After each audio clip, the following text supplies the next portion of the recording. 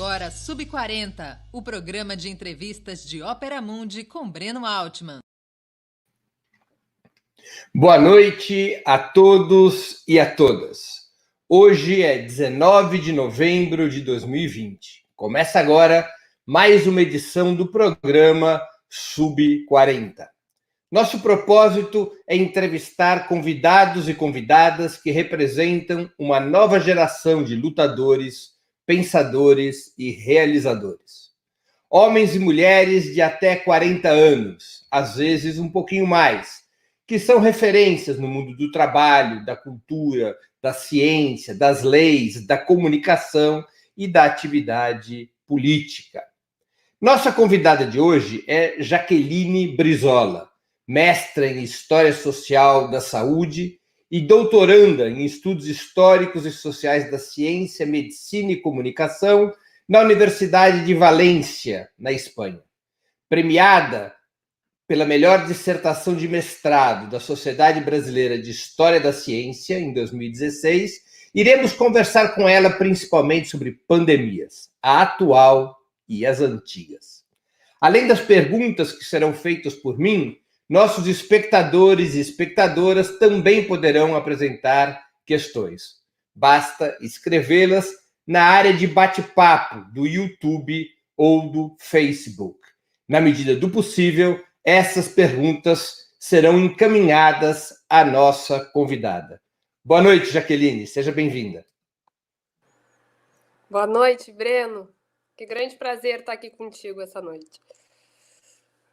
Jaqueline, além de perguntar a tua idade, essa obrigação quase estatutária do nosso programa, muita gente quer saber se você é parente do velho engenheiro Leonel Brizola e se está apoiando a Manuela Dávila em Porto Alegre. Ótimo. Então vamos começar pelo que importa. Eu estou apoiando a Manuela Dávila em Porto Alegre. Isso é o que mais interessa das tuas perguntas. Mas eu tenho 35 anos, Breno, e eu venho de uma família que está no interior do Rio Grande do Sul, numa cidade chamada Palmeira das Missões, que fica muito próxima à cidade onde veio o Brizola, que é Carazinho, né? E nós temos até hoje um pouco essa dívida de buscar o nosso parentesco com o Brizola, porque eu posso te garantir que em todos os lugares onde nós vamos, onde nós nos apresentamos, as pessoas nos fazem essa pergunta, né? Então, nós não temos nenhuma relação próxima de parentesco com o Brizola, mas eu acredito que nós venhamos de uma linhagem aí, lá no final do século XIX, muito próxima, né? Está aí uma pesquisa que precisa ser feita ainda. Jaqueline, conta um pouco sobre tua opção de estudar um ramo tão específico da história como o da saúde e da medicina. Qual é a tua trajetória pessoal, acadêmica, profissional? Então, eu comecei a me interessar pela história da saúde lá pelos idos de 2010, quando eu estava definindo o tema do trabalho de conclusão de curso, né? O velho trabalho de conclusão de curso que nós nos ocupamos no final da graduação. Então, eu já pesquisava pelo menos 2 oportunidades durante a graduação com bolsas de iniciação científica, a história da escravidão no Rio Grande do Sul, né? Mas esse campo me deixava muito intrigada, porque era um campo ainda pouco explorado, digamos assim, pouco visitado pelos historiadores profissionais. Hoje já está muito amplificado, né? E principalmente no Rio Grande do Sul, né? Então, um dia eu estou passando pela Santa Casa de Misericórdia de Porto Alegre, que estava sendo inclusive reformada e hoje tem um complexo belíssimo, né? Que é um presente para a cidade, porque a história da Santa Casa se confunde com a história da cidade. E eu estou passando por ali e pensei, vou entrar e dar uma olhada no arquivo, né? E fiz isso. E quando eu falei com o arquivista, perguntei a ele, olha, existe algum tipo de registro das pessoas que entraram no hospital no século XIX, porque eu já trabalhava com o século XIX. E ele me veio com um livro desse tamanho, que não cabe na tela aqui, é um livro muito grande, que é o livro de matrícula geral de enfermos, porque no século XIX você não tem prontuários, né? Claro. Dos doentes. Você tem um grande livro onde ali se anota nome, idade, condição jurídica, se a pessoa era livre ou escrava, a doença que ela portava, se depois sobreviveu ou saiu, enfim. E eu fiquei fascinada com aquilo, né? Pensei, isso aqui vai dar um trabalho de conclusão de curso. E aí fui conversar com meu orientador a respeito. A minha ideia era estudar a situação de adoecimento das mulheres escravizadas.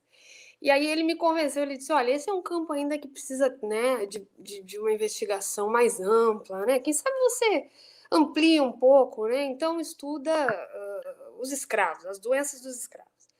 E aí eu fui seguir o conselho dele, né, que é meu orientador, inclusive, até hoje, lá na URGS, o professor Fábio Kuhn. E acabei fazendo um trabalho, então, intitulado Cativeiro e Moléstia, que foi o primeiro trabalho nessa área, né? E depois, aí depois você não consegue mais sair, né, Breno? Você começa a entrar mais a fundo num campo e fica muito mais difícil de sair. E eu não tenho nem vontade, né, de sair, porque cada vez você vai vendo que precisa saber mais, né? Você estudou seu segundo. Você veio de Palmeira das Missões para Porto Alegre quando? Você foi de Palmeira das Missões para Porto Alegre quando? Então, eu vim para Porto Alegre definitivamente em 2001, no primeiro Fórum Social Mundial. Na verdade, eu vim para o primeiro Fórum Social Mundial para participar daquele evento e aí não voltei mais para Palmeira. Né? A minha mãe já morava em Porto Alegre e eu fui estudar no Júlio de Castilhos, que é uma escola super tradicional em Porto Alegre, uma escola de luta, né? Que sempre teve um grêmio estudantil muito atuante. E, enfim, acabei ficando, me envolvendo muito na época no movimento estudantil e no movimento estudantil secundarista. E aí eu fui ficando em Porto Alegre e saí agora de Porto Alegre para vir para a Espanha, né? Primeira vez depois de tanto tempo. Você, no teu período, então, de ensino médio, de universidade, participou de movimento estudantil? Na verdade, no período eu participei do movimento estudantil secundarista, Breno. Sabes que eu cheguei a ser diretora de grêmios da UBS. Isso é um adendo aí do meu perfil. Eu Mas também, depois... uns anos antes de você só. Ah, é? Tem alguma coisa como 20 e tantos anos antes. Que legal. Mas aí depois, veja, depois quando eu entrei na universidade, eu estudei toda a vida em escola pública, né, Breno? Eu venho de uma família de trabalhadores, meu pai é professor de Estado do Rio Grande do Sul, a minha mãe era secretária executiva e a gente tinha poucos recursos, né? Nós não tínhamos condições de... Eu não tive condições de ingressar numa universidade particular paga, né? Isso não estava nem... Não estava nem no horizonte de possibilidades. Então, eu percebi logo no início da faculdade que ou eu baixava a cabeça e estudava realmente, ou eu não tinha outra opção. Então, eu acabei ficando mais, digamos assim, na base do movimento estudantil. Eu cheguei até a ir para o Congresso da Uni como delegada, logo no início da graduação, mas aí depois eu acabei me afastando e ficando mais voltada mesmo para a vida acadêmica. Entendi. Jaqueline, como é que você compreende que os estudos históricos poderiam nos ajudar a compreender esse momento de pandemia? Ótima pergunta. Olha, Breno, as pessoas estão muito surpresas com esse momento que nós estamos vivendo, e não é para menos, porque nós vivemos uma situação de pandemia em nível global, que afeta a vida das pessoas, que deixa milhares de pessoas contagiadas, milhares de mortos, né? Uma situação econômica que se agrava a cada dia. Agora, para nós que estudamos a história da saúde e das doenças, isso não é nenhuma novidade. Nós não estamos diante de uma novidade. Porque, ao longo da história da humanidade, Breno, as epidemias foram corriqueiras, por assim dizer, né? Uhum. Nós que vivemos aí os áureos tempos do século XX, não temos, e no início do século XXI, não temos sequer ideia do que as populações que viveram em períodos mais recuados da história passaram em decorrência das inúmeras epidemias que os seres humanos enfrentaram. Então, quando nós nos dedicamos a estudar esses eventos, né, nós percebemos que são eventos que, evidentemente, eles são eventos que estão ligados às forças, digamos assim, da natureza, mas eles só se reproduzem socialmente de acordo com a nossa movimentação em sociedade. Né? Então, as formas com que nós encaramos esses eventos, as políticas que nós elaboramos para conter esses eventos, nos mantêm mais ou menos seguros. Né? Uhum. Sob esse aspecto, mas sob muitos outros também, os estudos históricos, os estudos sociais podem nos ajudar a pensar esse momento que nós estamos vivendo. Né? Porque ele não é um momento inédito, do ponto de vista da história, porque essa pandemia ela apresenta recorrências tanto na forma com que as pessoas reagem em relação às medidas que devem ser tomadas para conter a pandemia. Quer dizer, o fato das pessoas, por exemplo, resistirem a usar máscara, o fato das pessoas não acreditarem que a doença pode causar algum problema mais sério na sua vida, isso se repete ao longo da história em diversos eventos epidêmicos. Eu estava aqui revisitando um pouco a última grande pandemia que foi vivenciada em 1918, a famosa gripe espanhola, né? E eu estava procurando, que não começou na Espanha, depois a gente pode falar sobre isso, e eu estava procurando algumas diferenças desse momento que nós estamos vivendo. Claro que cada contexto histórico é um contexto que deve ser analisado segundo as suas peculiaridades. Nós não podemos fazer comparações, né, de sociedades que não são comparáveis, né, dentro das suas peculiaridades. Agora, existem muitas similaridades entre as ações que são tomadas diante da gripe de 18 e as ações que estão sendo tomadas agora, por exemplo. Uhum. Agora, embarcando um pouco nesse tema que você está propondo, né, ao responder, o mundo enfrentou diversas pandemias nos últimos séculos, né? Epidemias, inclusive, muito mais graves do que a atual. O futuro é termos cada vez mais pandemias? Essa interpretação que a gente pode fazer da trajetória histórica?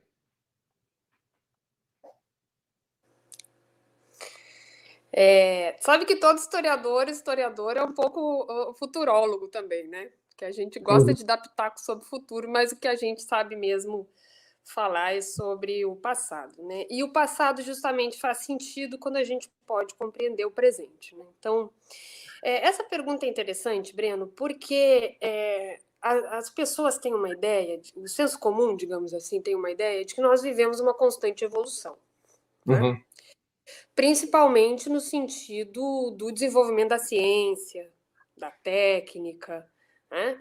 Que se acelerou muitíssimo no século XX. Né? Claro. Agora, veja, nós não podemos encarar o desenvolvimento humano sob a perspectiva de uma eterna evolução, né? Porque, via de regra, em diferentes, e há inúmeros exemplos ao longo da história, né?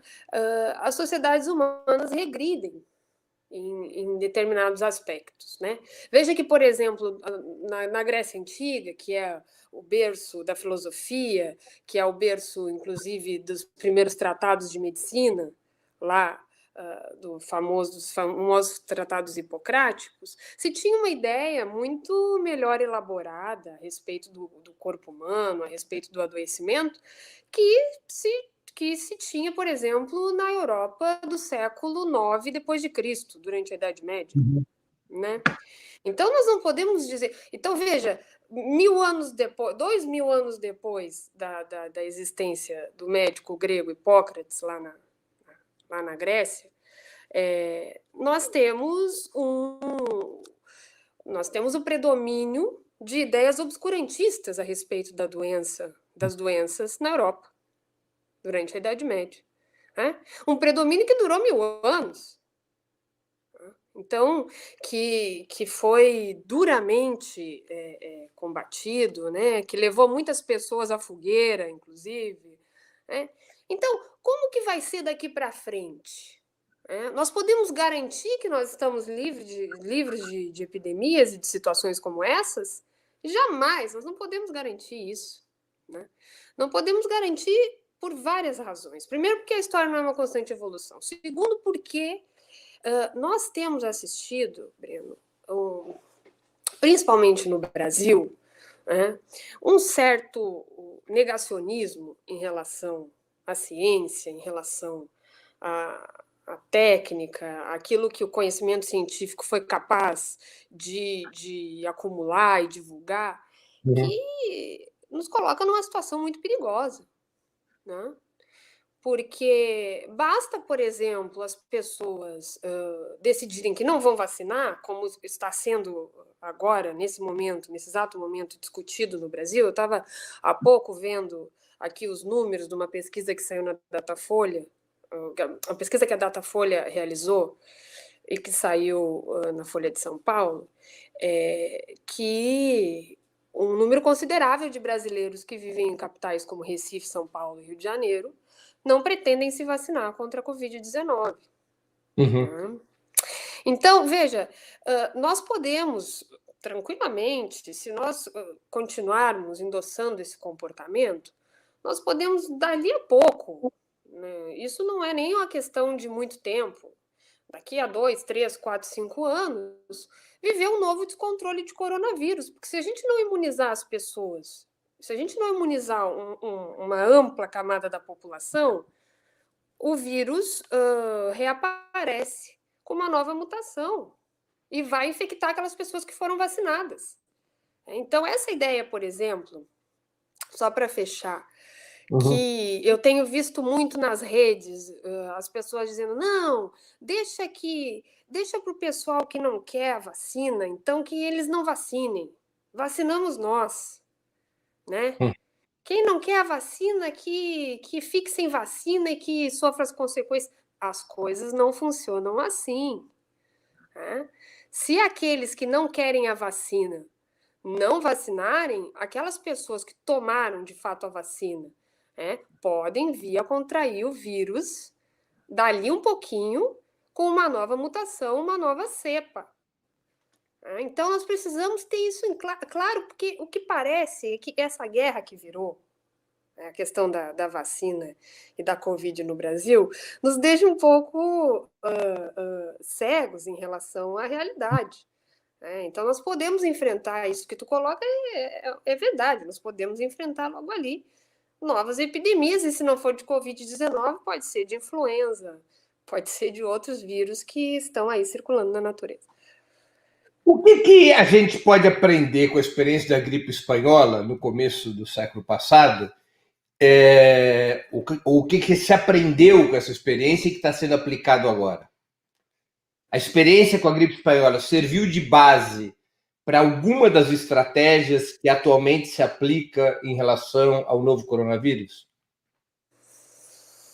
Olha, Breno, a gripe espanhola, o contexto da gripe de 18, a gente chama de 18 agora, tá? O pessoal mais cult não chama mais de espanhola, porque essa gripe ela começa nos Estados Unidos, num acampamento militar no Kansas, no contexto da Primeira Guerra Mundial. E só rapidamente vou falar sobre isso, porque esse é um detalhe curioso. Por que ela chamava gripe espanhola? Então, vou falar rapidamente sobre isso. E esse é o contexto da Primeira Guerra Mundial, né? Então, 1918, já no final da guerra, quando os primeiros casos começam a ocorrer na Europa, a única, digamos que a imprensa espanhola livre, né? Porque a Espanha estava neutra, então a Espanha não estava envolvida diretamente na guerra.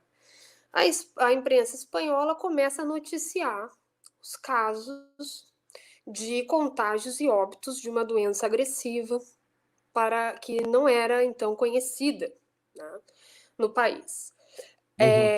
Logo, os jornalistas dos países que estão envolvidos na guerra, Alemanha, França, Inglaterra, são proibidos de noticiar os casos de gripe, Breno, porque isso deixaria os soldados ainda mais desmobilizados, né, do que já estavam. Porque veja que correr o risco de morrer pela pólvora, né, parafraseando aí esse senhor que chamam de presidente, já era suficiente, né?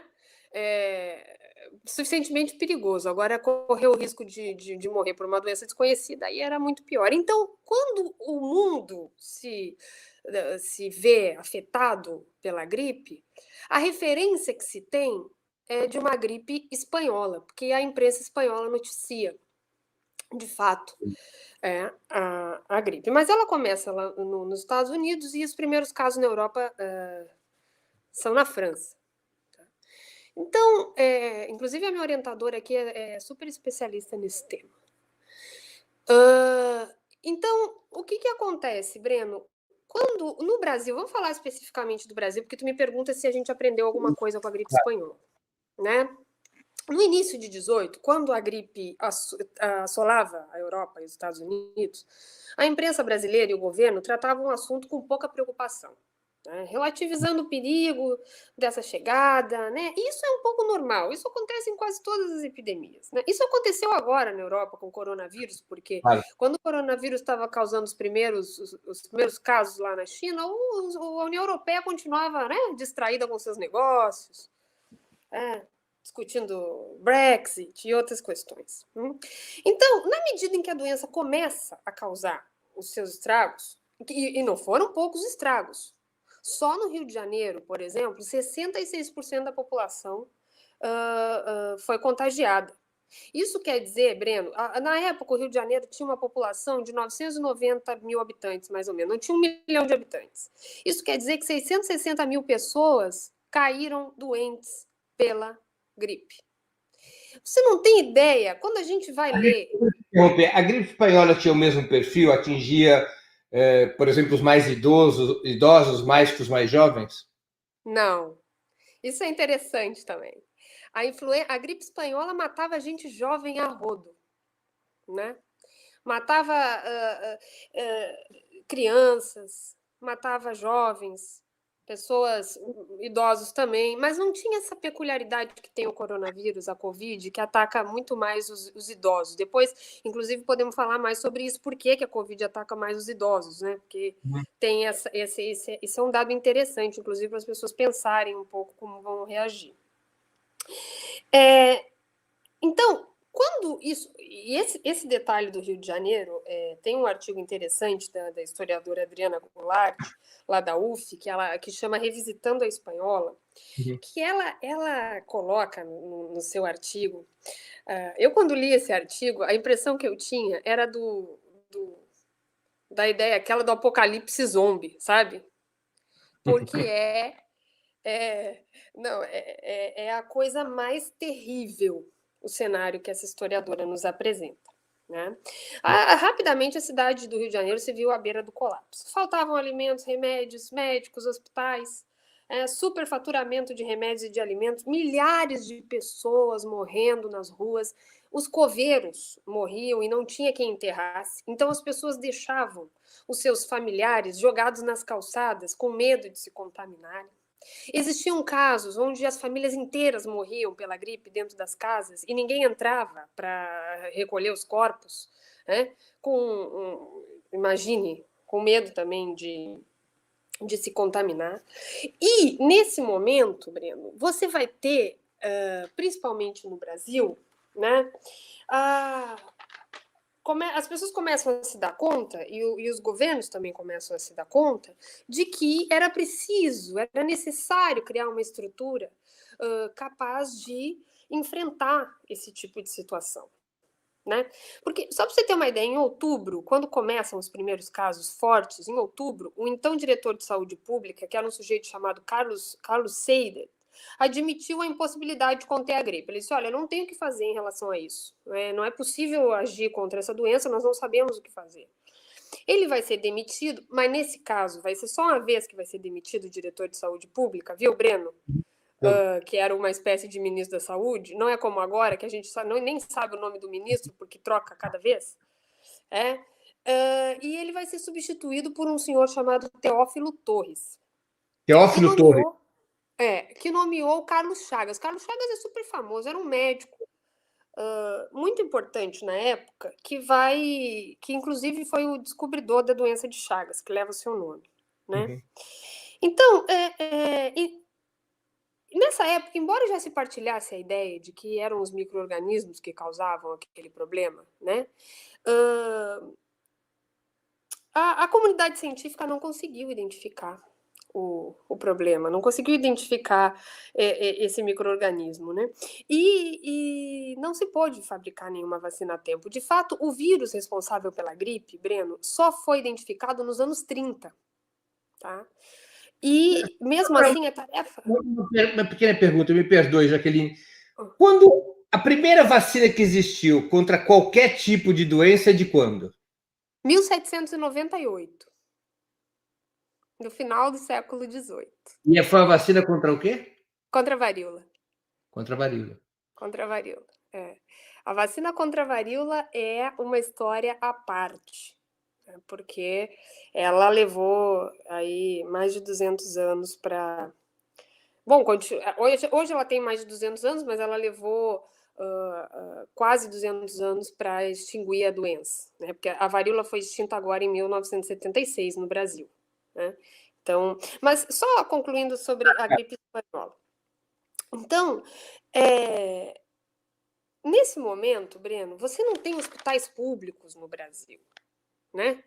Você tem toda assistência, ainda ela é feita a partir dessas irmandades de caridade que figuravam no século XIX, como a Santa Casa de Misericórdia, a Beneficência Portuguesa, né? Esses grupos que se envolviam com a caridade, que normalmente eram grupos de elite, então era uma ideia de que você doando para o pobre, né, você estaria fazendo a sua parte em relação que você estaria, enfim, sendo um irmão caridoso e, portanto, você era bem visto socialmente. Isso era algo muito próprio, né? Do reino do céu também, né?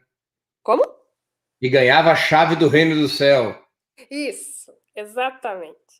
Então, como não existiam hospitais públicos, é a partir desse surto, em 1918, que o governo posteriormente vai ver aí a necessidade de pensar modelos e redes de saúde pública, né? Embora esse modelo que a gente tem hoje de saúde pública não tenha sido formado aí, né?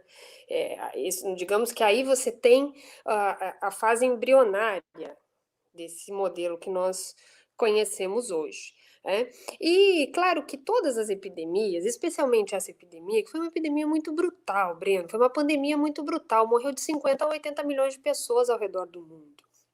Quantos no Brasil, Jaque?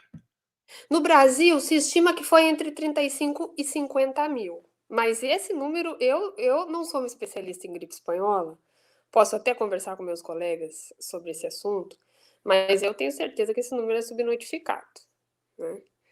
Porque se você tem, o cenário que se apresenta, que a gente vê nas fontes, né, é alguma coisa realmente muito, muito impressionante, Breno. Você não tem nenhum tipo de estrutura, né, as pessoas morrem em massa, são enterradas em massa, né, nos rincões mais distantes do centro do país, você tem óbitos, você tem uma situação de calamidade, como acontece no Rio Grande do Sul, né? Você vai ver lá em diversas cidadezinhas, biboquinhas, assim, as pessoas morrendo de gripe espanhola. Então, evidente que se aprendeu muito com esse momento. Mas, em alguns aspectos, e aí isso não é uma opinião de uma cidadã, é uma constatação histórica, né? O governo brasileiro está conduzindo pior a pandemia de Covid-19 do que foi conduzido a gripe Há de 100 anos. há 102 anos atrás. Porque o Carlos Chagas, esse sujeito, ele era um médico muito respeitado internacionalmente. Ele foi chamado pelo governo, na época, pelo Venceslau Braz, que era o presidente da República, um sujeito que pertencia às oligarquias da República Velha, né? Agora, isso é curioso, né? Porque eram pessoas que viviam no início do século XX, né? Ligadas, arraigadas à cultura da terra, né?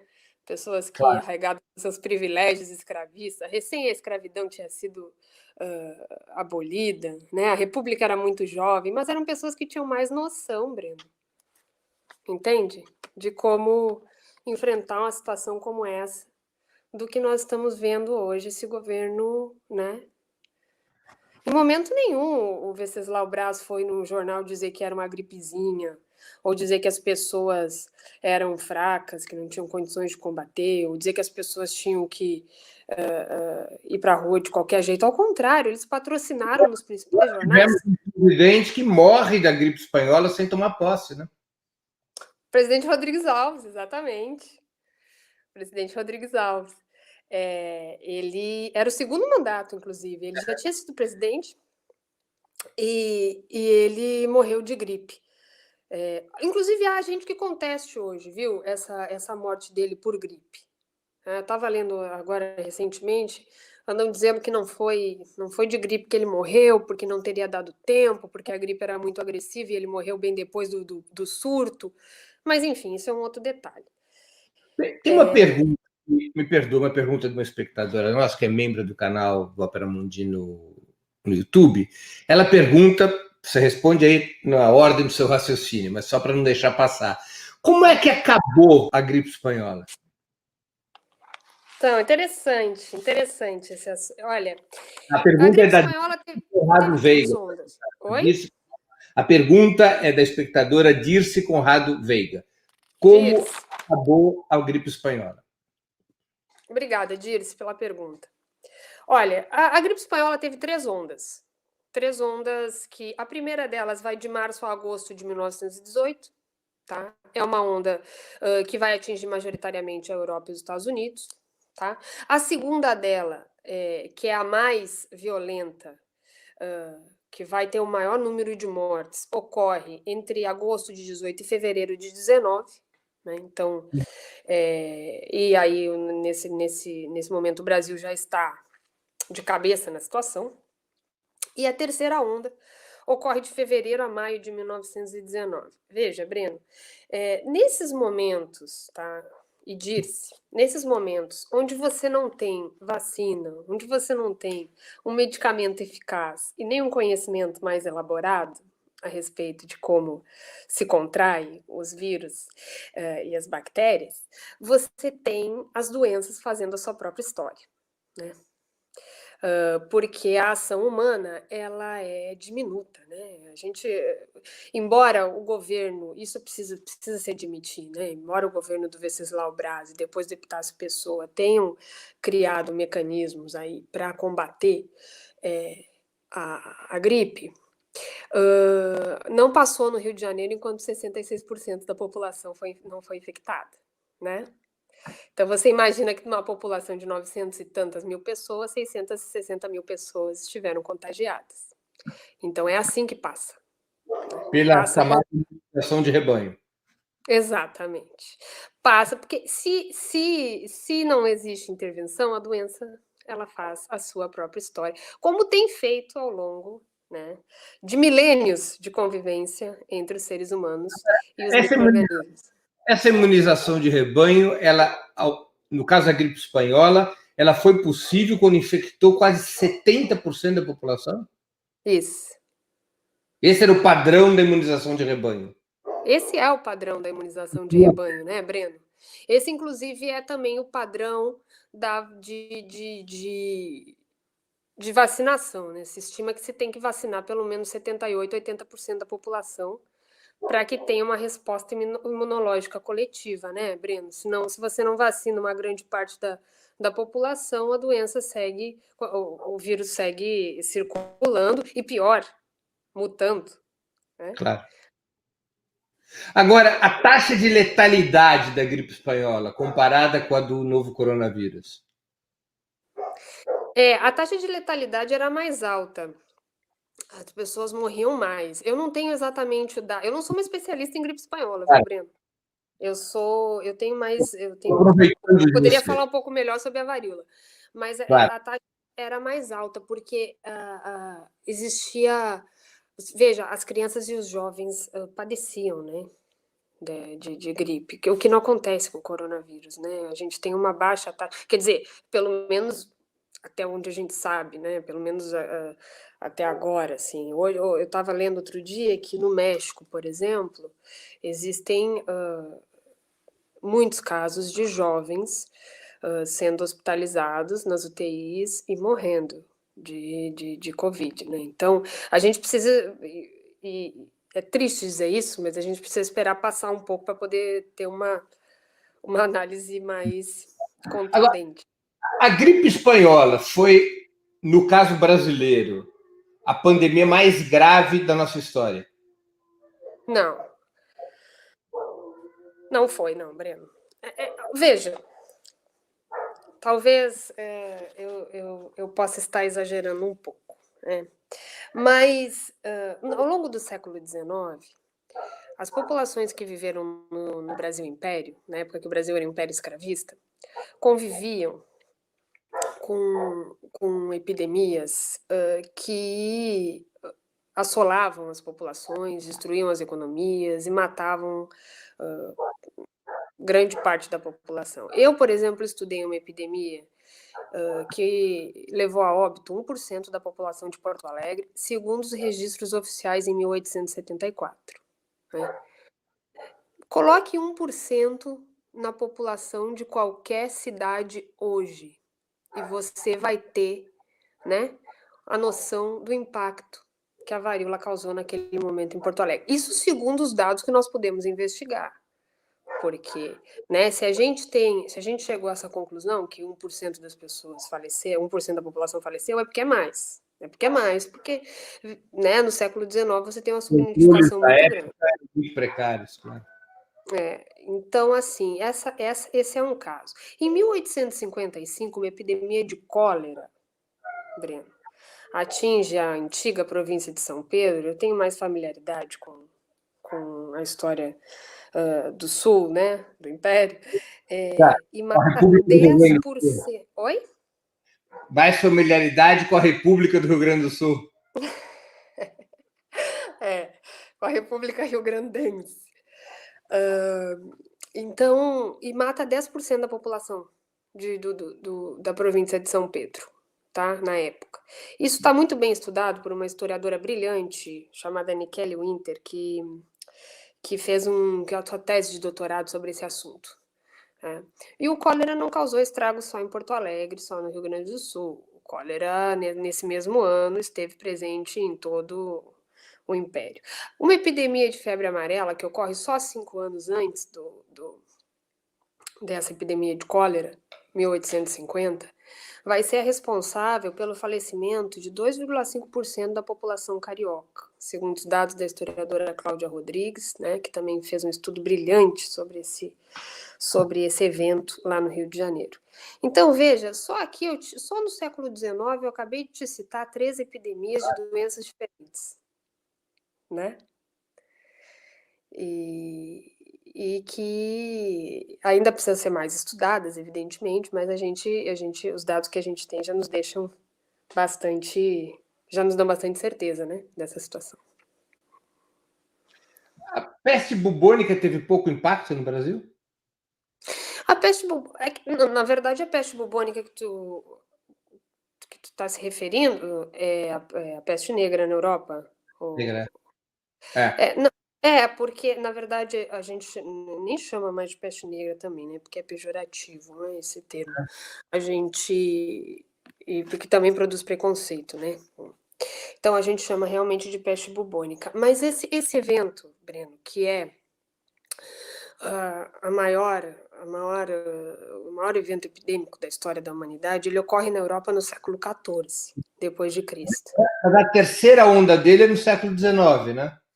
Sim, mas esse grande evento, esse forte evento que ficou conhecido nesse momento, ele ocorre no século XIV. Agora, veja, a peste bubônica, ela continua causando estragos ao longo de mais de 3, 4 séculos. Sim, Né? sim. Eu pergunto. Então, claro que você vai ter focos e brotes de peste bubônica em muitas regiões do planeta, e, claro, depois que os europeus chegam na América, você vai ter focos também dessa doença na América, né? Mas nada que se compare com a situação que a Europa vivenciou no século XIV, entre 1348 e 1852, que é a maior onda, né, de peste, e que vai levar 1/3 da população europeia a falecer nesse período. Né? E aí, quando ocorre a campanha da desratização no Rio de Janeiro, havia um medo da propagação de um brote de peste bubônica por causa do rato, que seria o transmissor, de um tipo específico de rato, né, que seria o transmissor da peste. Não é isso? Não, na verdade, essa é uma história interessante, né? Porque esse contexto da perseguição aos ratos é o mesmo contexto ali da revolta da vacina, né?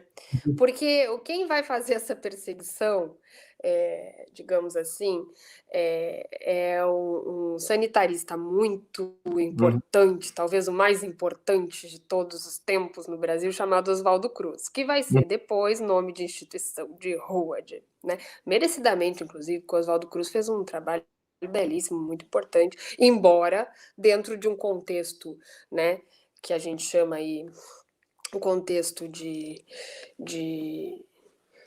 da ideologia da higiene, que foi muito perniciosa para as populações periféricas, para as populações negras no Brasil. Mas veja, essa situação dos ratos, ela é muito curiosa. Por quê?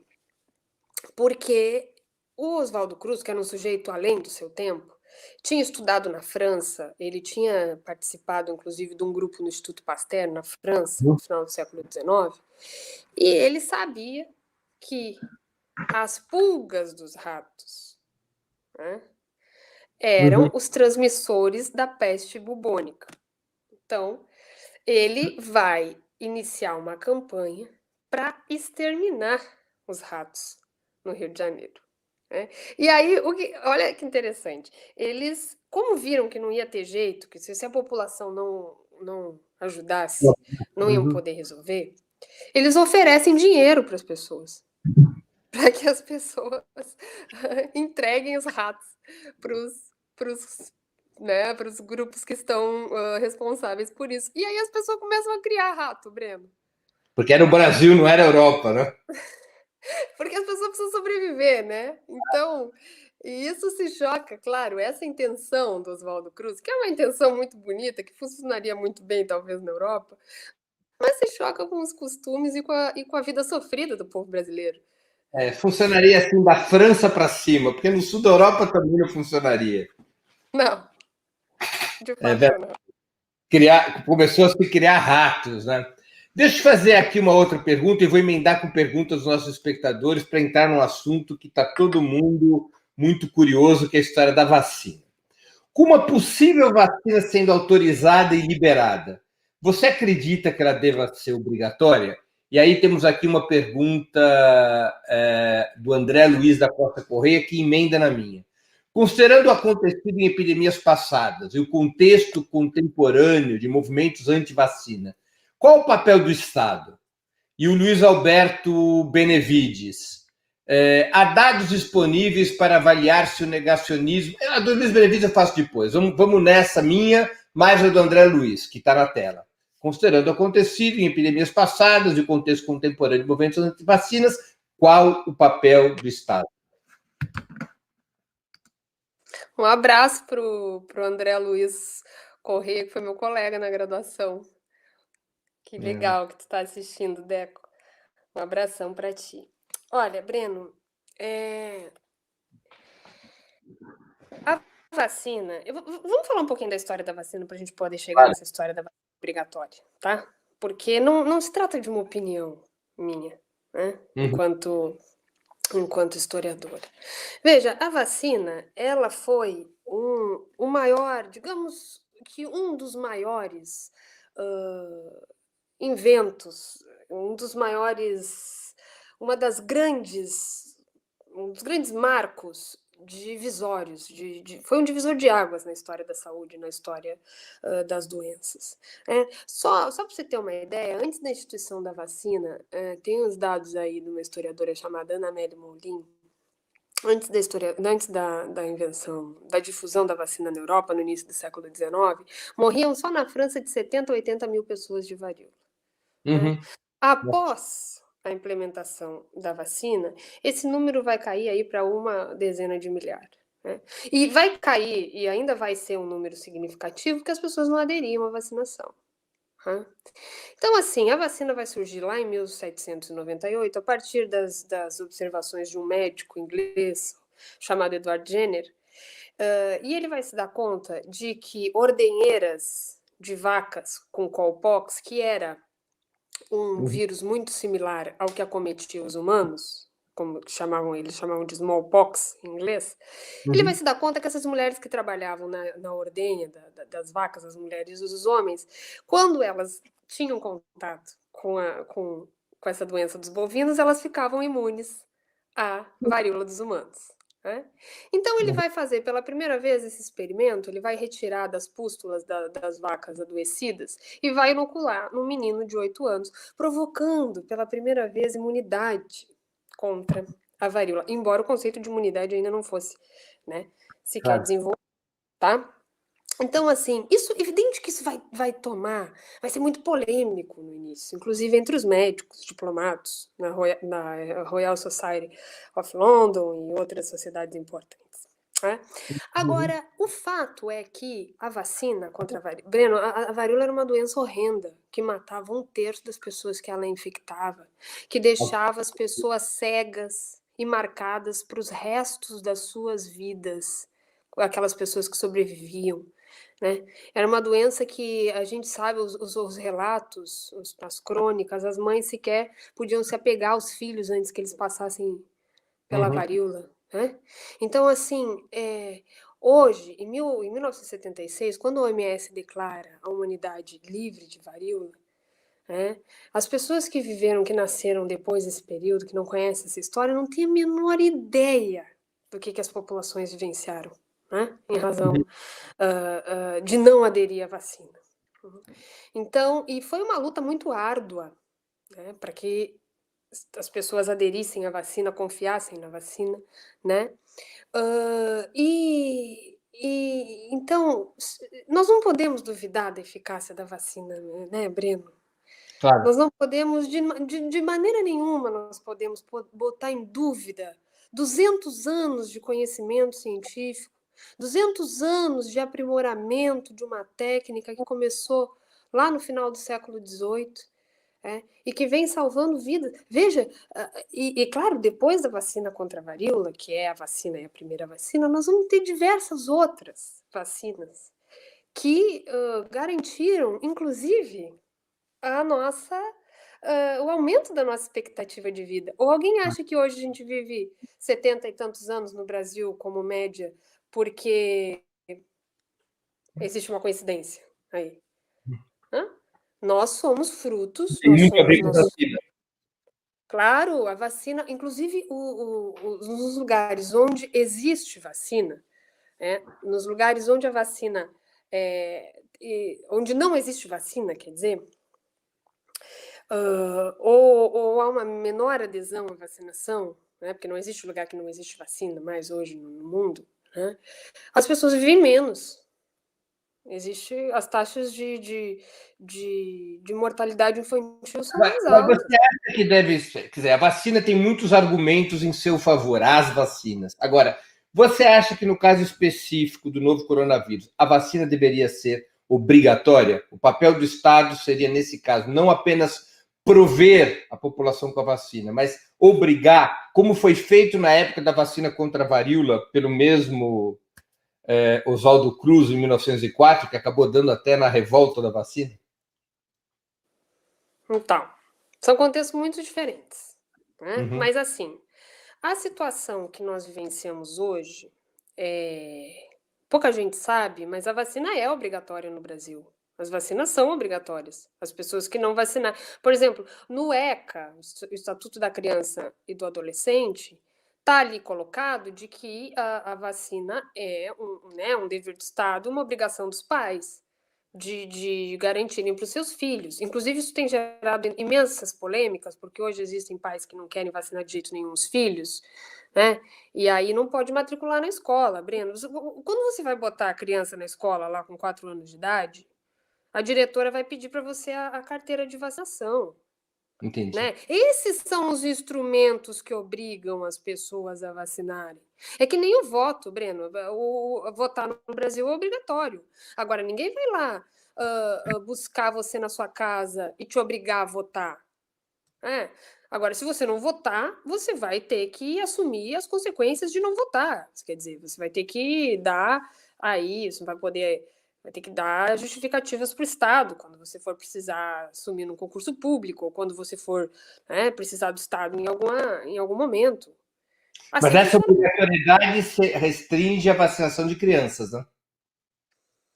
Sim, a vacinação de crianças, porque claro, se pressupõe que essas crianças vão nascendo e que você vai vacinando e que as crianças vão crescendo e que logo elas estão imunes. Né? Então, agora, por exemplo, se você vai viajar para regiões afetadas pela febre amarela, por exemplo, faz 10 anos atrás eu vacinei contra a febre amarela, que Sim. eu Você ia não para a consegue. Amazônia. E, enfim, o governo não tem maiores controles sobre a população adulta. Evidente que você não vai, Breno, pegar as pessoas pelo braço ou levar a polícia nos bairros para vacinar, como aconteceu em 1904. Isso não está no horizonte. Agora, o Estado tem que ter mecanismos de controle, porque se o Estado não faz, se você deixa que as pessoas decidam sobre isso. Não, agora eu vou decidir sobre esse assunto. Né? Eu decido porque, na verdade, é a minha liberdade individual. Só um pouquinho, a sua liberdade individual acaba onde começa a do outro. E se você não vacina o teu filho, que é uma decisão que você pode tomar, eu não posso correr o risco de colocar o meu filho na escola e ele ser contaminado pela Agora, poliomielite, que deixa as no caso, crianças paralisadas. no caso do novo coronavírus, você acha que deveria existir sanções cíveis? Ou seja, fica proibido de tirar passaporte, fica proibido. Você tem que ter punição desse tipo. Não é cadeia, não é prisão, mas como é que você obriga a vacina? Para adultos. Porque para crianças é simples, relativamente simples. Agora, para adultos, como tornar uma vacina obrigatória para adultos? Olha, Breno, aí eu quero entrar nesse assunto do papel do Estado que o André coloca, tá? E vamos colocar exatamente os pingos nos is, nesse caso. Né?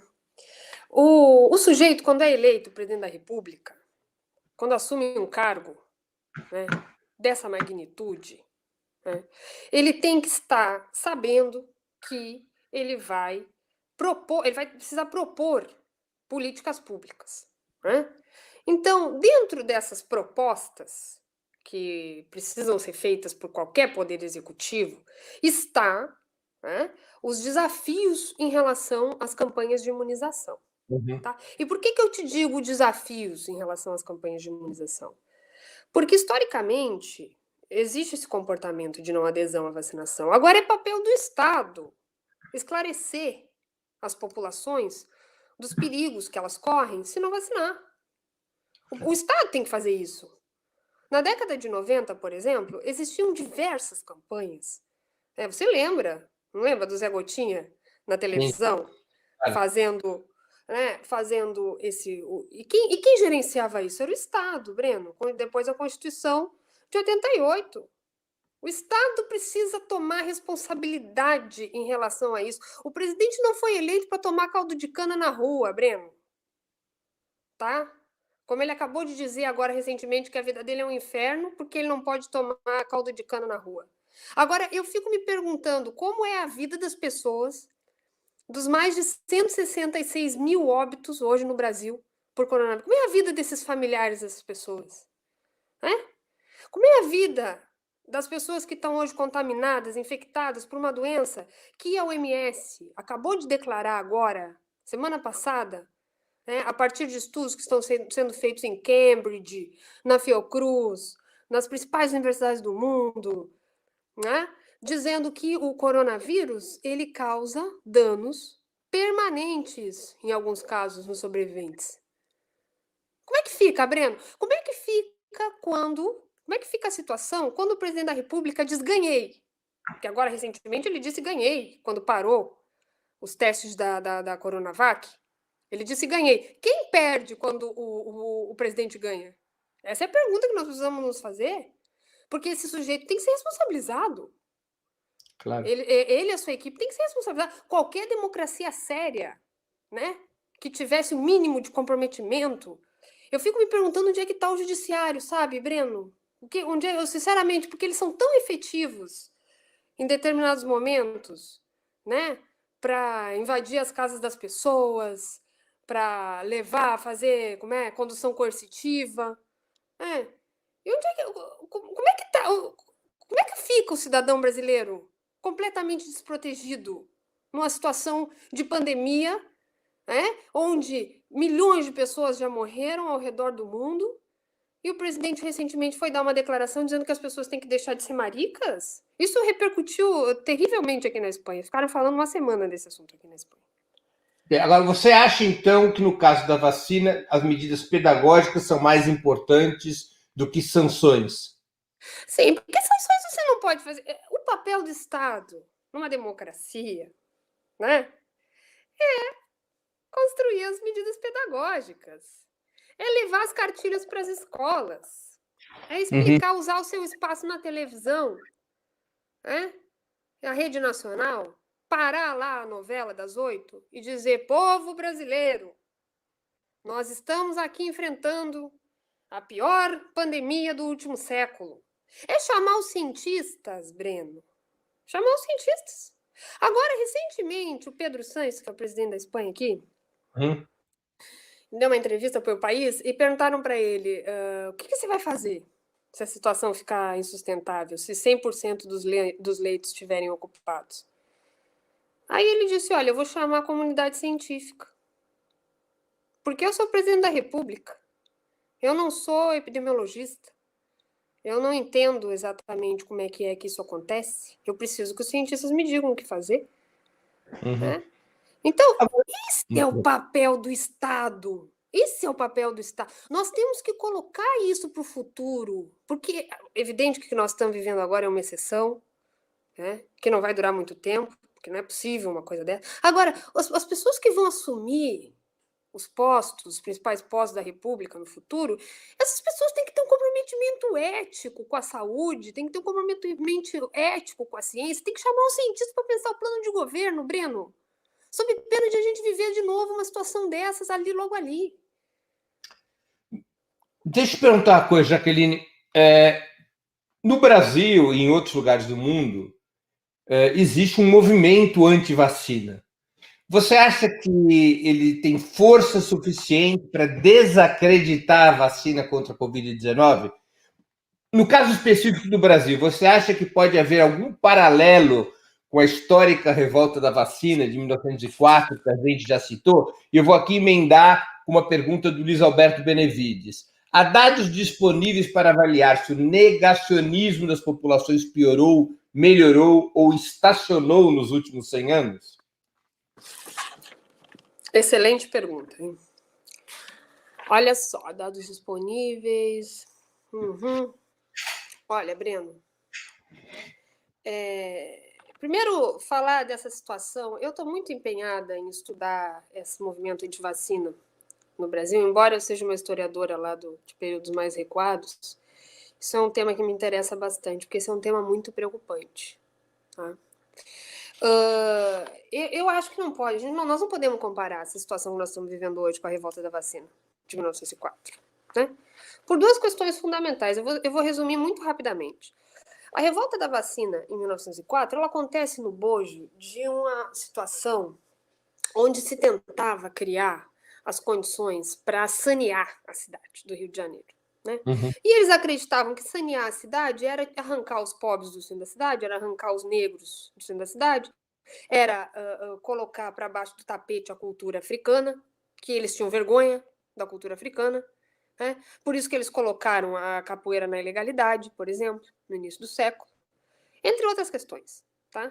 Então, a obrigatoriedade da vacina, a lei que obriga a vacina, ela é o estupim de um momento de conflito, certo? Que vai ser aproveitado, inclusive, por grupos que eram contra o governo Rodrigues Alves, grupos militares, né, que se apropriam da insatisfação popular. Exatamente, porque o governo, o Pereira Passos, que era prefeito do Rio na época, ele manda a polícia junto com os comissários vacinadores nas favelas, nos becos, tá? Enquanto as elites, né, vão sendo assim, digamos, um pouco preservadas desse processo, né? As elites não eram obrigadas a se vacinar da mesma maneira que eles faziam com os pobres, porque eles acreditavam que os pobres eram os focos da doença. Né? Então ali você tem uma situação de exclusão, você tem uma situação de marginalização, você tem uma situação diferente. Esse movimento conservador que nós estamos vendo hoje, né, no Brasil do século XXI, ele que se expressa a partir de notícias falsas, a partir de fake news, a partir de ideias estapafúrdias a respeito da vacina, ele tem que ver com um movimento mais amplo pelo qual nós estamos atravessando, uma ideia mais ampla, né, de negacionismo, de um momento de ascensão do conservadorismo, né, que vai retornar aos principais espaços de poder da República. Né? E esse movimento ele não começou ontem, Breno. As pessoas se enganam pensando e talvez seja por isso que nós temos tanta dificuldade em combatê-lo. Né? Por quê? Porque ao longo da história da República, por exemplo, entre 1889 até 2020, nós temos N exemplos, tá? De movimentos conservadores e regressistas organizados em torno das pautas elitistas, né? Que bom, se por um lado, né, não trazem essas questões de vacina e tal, porque agora é algo que está na pauta do dia hoje, em razão do coronavírus, né, são movimentos regressistas que se apresentam em outras esferas da vida. Né? Então, nós precisamos fazer uma análise mais de fundo desses movimentos conservadores ao longo da história da República, a começar pelo integralismo lá na década de 30, né? E depois passando pela ditadura militar na década entre a década de 60 e a década de 80, né? Que levou milhares de senhoras de senhoras do bem, entre aspas, para as ruas. Boa parte delas, né? Né? E que levantava slogan de Deus, Pátria e Família lá na década de 60. Isso nada começou ontem. Né? Só que nós, ao longo desses 30 e poucos anos que nós temos de república, de constituição democrática, né, nós colocamos essa história para baixo do tapete. Nós não enfrentamos da maneira que nós deveríamos ter enfrentado essas situações. E agora nós estamos pagando preço porque as coisas voltam, assim como as doenças. Então, assim, há uma permanência dessa estrutura conservadora no ideário, no imaginário da população brasileira. Né? E aí eu quero tocar num assunto que ninguém falou aqui, tá? Mas que está intimamente ligado ao descontrole das doenças, por exemplo, que é a questão do meio ambiente. Né? Da forma predatória com que nós tratamos a questão do meio ambiente no Brasil. Ou alguém acha que é derrubada da floresta? né? Por criadores de gado começou ontem no Brasil? Ou começou agora no governo Bolsonaro? Não, não começou. Né? Então, assim, essa situação que nós estamos vivendo agora, desses grupos que. Olha, eu andei dando uma olhada no que eles colocam aí nas redes sociais, é apavorante, é delirante. Eu até separei aqui um trecho, se alguém tocasse nesse assunto.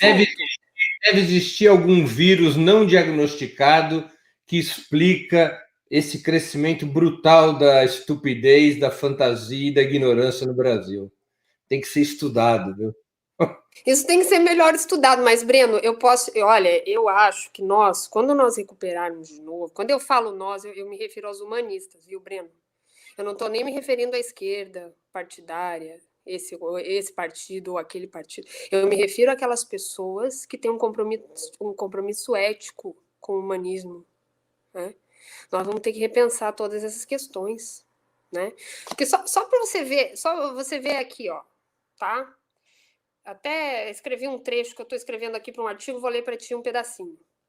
Uhum. Passados 116 anos do final da famosa contenda no Rio de Janeiro, que é a revolta da vacina, parte da população brasileira afirma que não pretende receber o imunizante contra o coronavírus, caso ele esteja disponível em breve.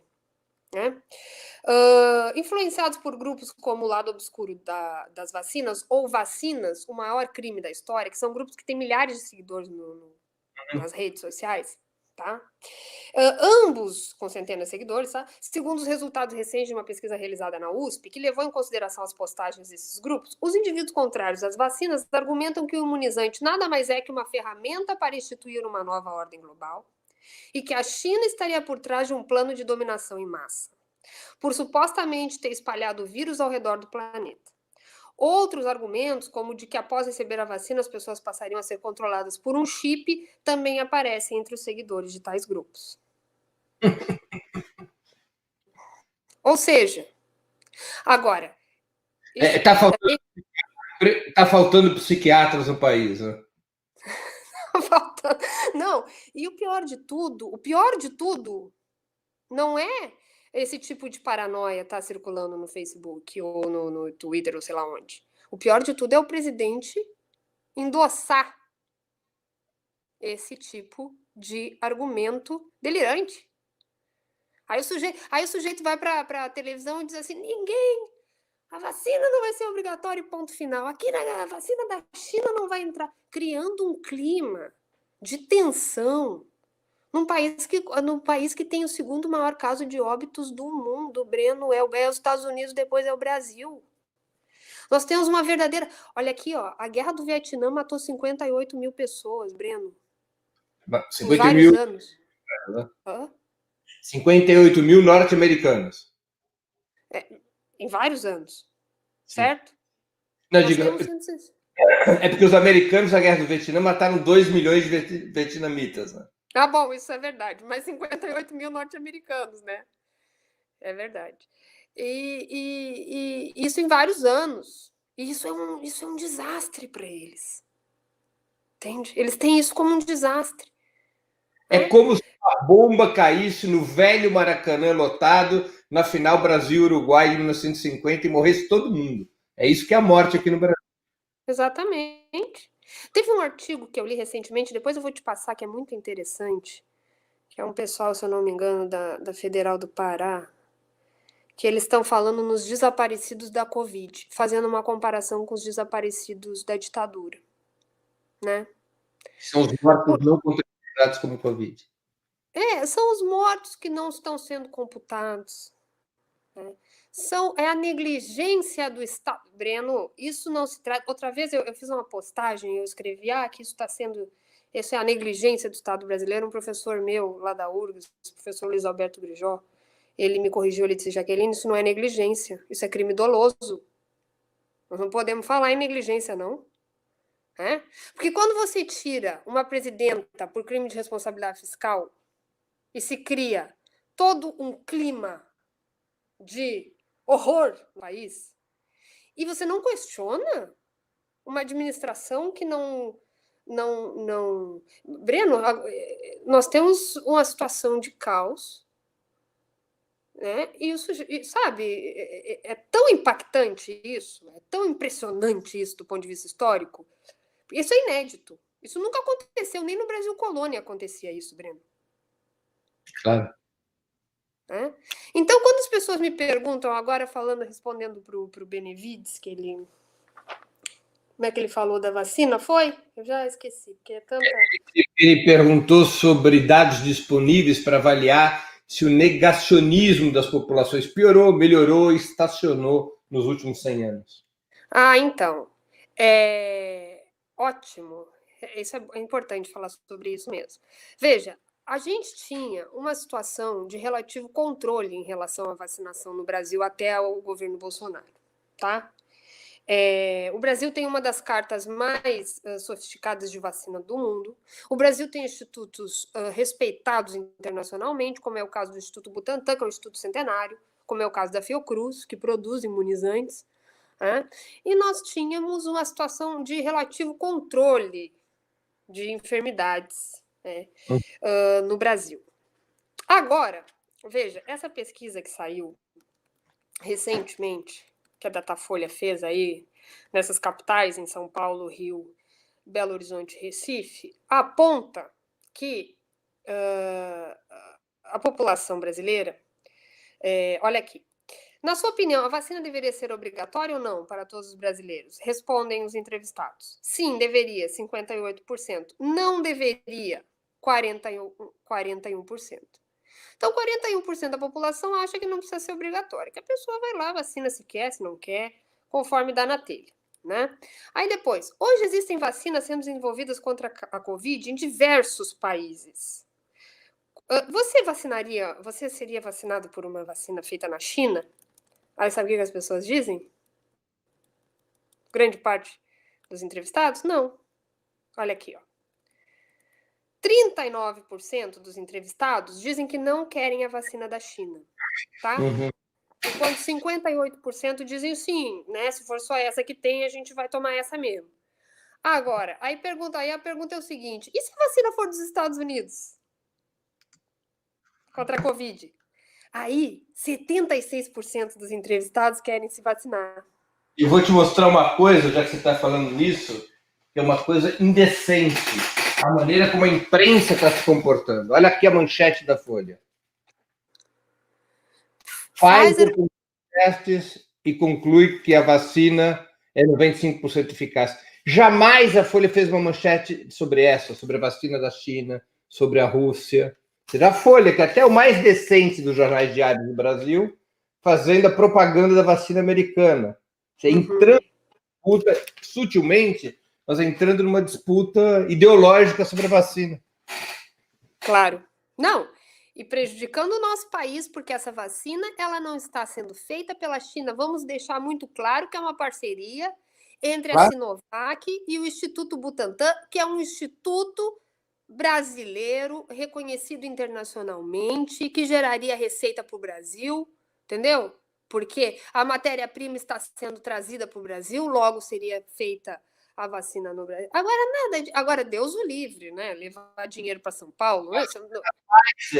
O Brasil não tem nem condições de infraestrutura de armazenar, porque exigiria aqueles super congeladores que não tem aqui no Brasil. Exatamente. Principalmente no nosso clima quente, que nós vamos entrar agora a partir de janeiro, né? Final de dezembro, a gente.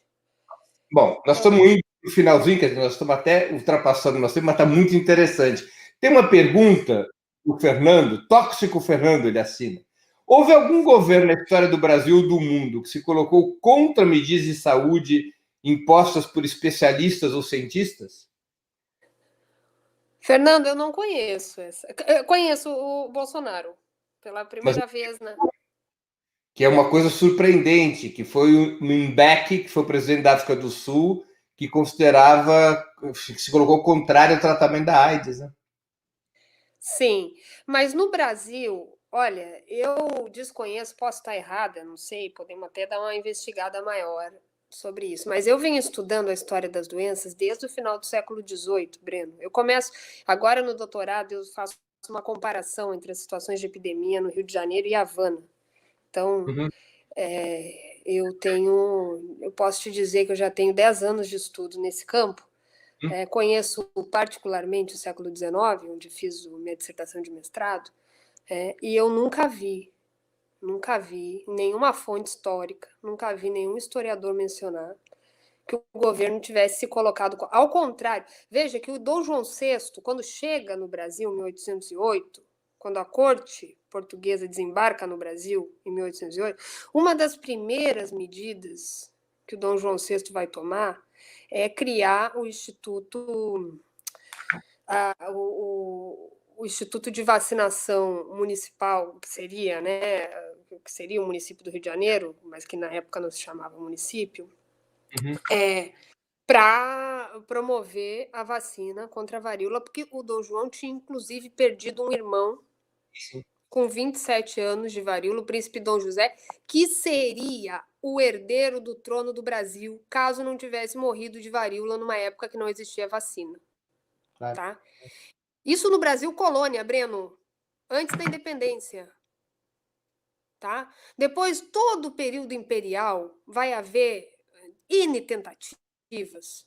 Primeiro Dom Pedro I, depois Dom Pedro II, né, dos presidentes provinciais, N tentativas de médicos particulares, Dr. Musi, ou Dr. Luiz da Silva Flores, lá em Porto Alegre, que virou nome de rua, N tentativas desses grupos de vacinar, de seguir os preceitos da ciência. E isso que nós estamos vivendo em pleno século XXI, na era do antibiótico, na era das vacinas, na era depois da Revolução Tecnológica, é inédito na história do país. Deixa eu vou te fazer uma última pergunta, depois a gente vai fazer um ping-pong rapidinho. É assim, ao que você acredita o fato de ter um grupo de países como China, Vietnã, Cuba, cujo desempenho no enfrentamento da doença, do novo coronavírus, hoje é elogiado internacionalmente, e a Europa, os Estados Unidos, que são países riquíssimos, muito mais ricos do que Vietnã e Cuba, não que a China, serem um fracasso no controle do novo coronavírus, tanto em termos de taxa de transmissão quanto de taxa de letalidade? Olha, eu até separei aqui uns dados, porque eu achei que a gente fosse tocar nesse assunto, porque esse assunto é muito interessante. Então, eu já estava antevendo, tá?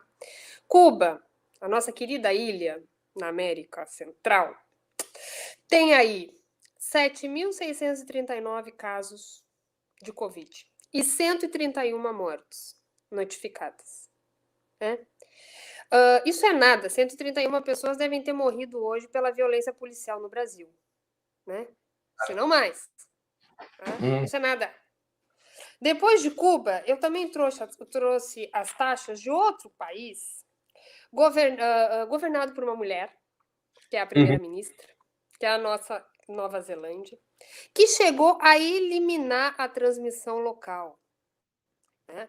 A primeira-ministra declarou que havia 1.864 casos na Nova Zelândia e 25 mortes desde o início da pandemia. Está acontecendo aí um milagre? Não, Breno. Isso se chama política pública, tá? Isso não é uma questão de milagre. Nada acontece por acaso. Em Cuba, é muito interessante, e eu vou ir a Havana no que vem, porque eu estou investigando... o meu doutorado envolve Havana no século XVIII, vou ter o prazer de poder ver isso de perto. Né? Em Cuba, você tem algo revolucionário nesse momento, como sempre, né? Que é a testagem. O que foi feito em Cuba? Os médicos, atenção primária de saúde, atenção básica, se adiantou, eles foram na porta das pessoas, bateram, entendeu? Vamos aqui testar, senhora Dona Maria, abre a boca aqui, nós vamos testar para ver se a senhora está com Covid. É dura no país. Exatamente. A partir da atenção primária, da atenção básica, que era algo que nós podíamos ter feito no Brasil. Outro dia eu estava discutindo aqui com um colega, ele dizia, não, mas veja, a situação é que o Brasil é um país muito grande, não é possível. Não, isso não tem nada a ver com tamanho de população. Isso tem a ver com vontade política. Nós temos uma atenção básica no país. Nós temos uma estrutura do Sistema Único de Saúde que nos permitiria fazer isso a partir dos agentes de saúde nos municípios. Entende? Que são pessoas que já fazem um trabalho parecido preventivo, que vão de casa em casa nos municípios. Em Cuba Por que não fizeram isso? Medicina até, né? Exatamente. Por que não botaram os estudantes de medicina a fazer isso? Isso daria outra live, Breno, para a gente falar, entendeu? Porque nós temos uma situação no Brasil que precisa ser repensada urgentemente. Porque nós temos uma medicina elitista no Brasil, que não chega nas pessoas. A gente viu a quantidade de médicos dizendo, olha, não, agora, sabe, pegando licença ou não sei o quê, não. Porque, sabe, nós não conseguimos enfrentar as coisas da maneira com que tem que ser feita. Tinha que fazer testagem em massa. Os países que testaram em massa, eles se adiantaram, como foi o caso de Cuba, e aí quando encontraram o sujeito que estava ali com a Covid e que não estava manifestando sintomas, isolaram o sujeito ali. Pronto, acabou. Parece que foi até o 3º grau de isolamento, né? Isolou quem tinha, isolou quem teve contato com quem tinha, e isolou quem teve contato com quem teve contato com quem tinha, né? Exatamente, porque é assim que você... Olha, não existe outra maneira, não existe um remédio. Todos os remédios, quando vocês ouvirem que existe um remédio contra o coronavírus, é mentira, não existe. Não existe. Não existe cloroquina, não existe. Nenhum remédio foi reconhecido pela... Não tem outra maneira. A Covid é a doença do isolamento, Breno. O método eficaz é isolar e usar máscara. Se você não... Só existe esse método. Agora vai ter a vacina. Que se o lunático... Se a gente conseguir convencer, né? Parece piada, mas se o governo se convencer da necessidade da vacina, nós vamos poder estar minimamente protegidos. Agora, veja, só a vacina não resolve, tá? A gente vai ter que... Claro que a vacina vai amenizar, vai ser, né? Nós vamos finalmente poder respirar aliviados, mas para que nós não enfrentemos novamente situações parecidas ou piores que essa, nós precisamos pensar nos instrumentos de fortalecer a saúde pública, porque teve um tema que nós falamos aqui. E com a vacina a gente vai poder voltar a se cumprimentar com abraços, apertos de mão e beijos? Tomara. É a grande pergunta. É a grande pergunta dos países latinos. Porque os anglo-saxônicos, os asiáticos, sabem viver desse jeito. Os latinos não sabem viver assim. Não, é horrível. Horrível. É terrível isso aí. Cumprimentar com o cotovelo, com a mão. É horrível. Jaqueline, está muito interessante. Isso aqui é uma aula que a gente está recebendo, mas agora eu terei que ir para as perguntas de ping-pong, nossas últimas e derradeiras perguntas, porque o programa já vai para 1h30 de duração. E aí na Espanha já são que horas da madrugada? 1h25, Breno, mas um programa sub-40, a pessoa tem que ficar acordada depois da meia-noite, né? Senão não dá, né? É verdade. É que o entrevistador não aguenta. O entrevistador não tem idade para ficar até essa hora. Deixa eu te fazer... Tá super bem, para de bobagem. Fala lá. O entrevistador, no máximo, poderia ser convidado por mais um ano para um programa sub-60. Vamos embora. Time de futebol. Colorado Internacional. Ídolo político. Dos antigos ou dos novos? Sua escolha. Nelson Mandela. Livro inesquecível. Olhai os lírios do campo, de Érico Veríssimo. Você é da República Rio Grandense. Música preferida. A Minha Alma, do Rapa. Filme marcante. A Culpa é de Fidel. Evento histórico do qual gostaria de ter participado. Maio de 68. Muito bem. Jaqueline, eu queria te agradecer muitíssimo por essa entrevista. Eu quero repetir, foi uma aula para todos nós. A gente aprendeu muito aqui sobre as pandemias.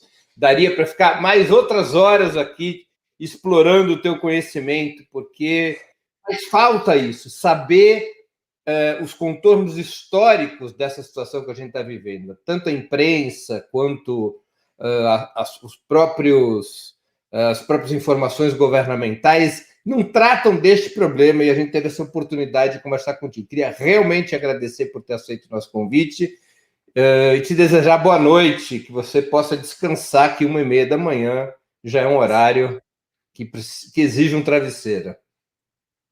Querido, eu que queria agradecer muito, viu, Breno? Porque eu acompanho muito as tuas postagens, acompanho os programas, o Opera Mundi. Me sinto muitíssimo honrada de estar nesse programa que já recebeu o Guilherme Boulos, né, que é o nosso futuro prefeito de São Paulo, recebeu a Carol Proner, né, uma mulher brilhante que eu tenho a maior referência nela, e outras pessoas aí de ponta. Eu sou uma mera historiadora da ciência, que posso contribuir mais ou menos com um pouco que venho estudando aí ao longo da minha trajetória. E quero me colocar à disposição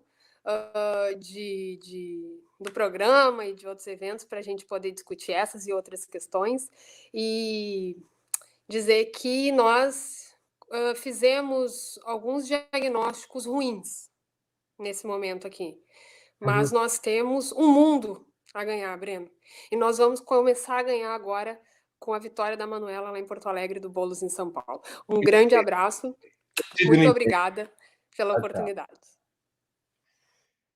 Terminamos mais uma edição do programa Sub-40, que nessa noite, 19 de novembro de 2020, teve a participação de Jaqueline Brizola, historiadora, especialista na história da saúde, da medicina e da ciência. Eu queria agradecer a todos que nos acompanharam nessa edição do programa.